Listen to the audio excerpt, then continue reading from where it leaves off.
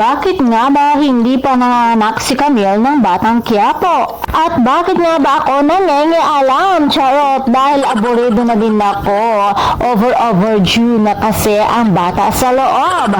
Actually, hindi lang naman ako ang aburido. Halos lahat ng taga-subaybay ng Batang Quiapo ay aburido na din. Baka paglabas na ng bata, magdidibo na siya. 1 year na, Camille, simula nang tumira ka dyan, hindi ka pa din nanganganak. Nakikita nga kasi sa ABS-CBN FB page na noong June 19, 2023 nang i-post nito na inamin ni David kay Rigor na buntis si Camille. Anong petsa na ngayon? At dahil sobra-sobra na talagang daming nagtatanong at nagtataka, narito naman ang magandang paliwanag mula sa FB page ni Mr. Coco Martin. Kung bakit nga ba ang tagal manganak ni Camille? Hindi katumbas ng isang araw natin ang isang araw sa Batang Quiapo, lalong hindi katumbas ng 25 minutes na palabas ang 24 oras.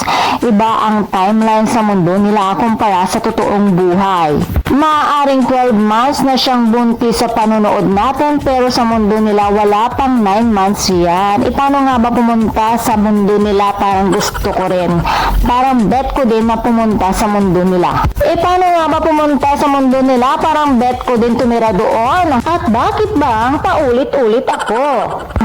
Kaya naman tigilan na daw si Camille sa kakatanong kung kailan siya manganganak. Kailan ka ba talaga manganganak, Camille? Kaya naman ang tanong na lamang ng lahat, sino nga kaya ang mauunang manganak? Si Camille ba o si Lena? Diyos ko, ang dami ng problema sa mundo, dinagdagan pa ni Direk Coco. Charot. Kaya naman mga chika boss, abangan na lamang natin kung sino nga ba ang manganak. Kung kailan ba manganak si Camille. And for more showbiz update, please don't forget to like, share, and subscribe my channel. Thank you for watching.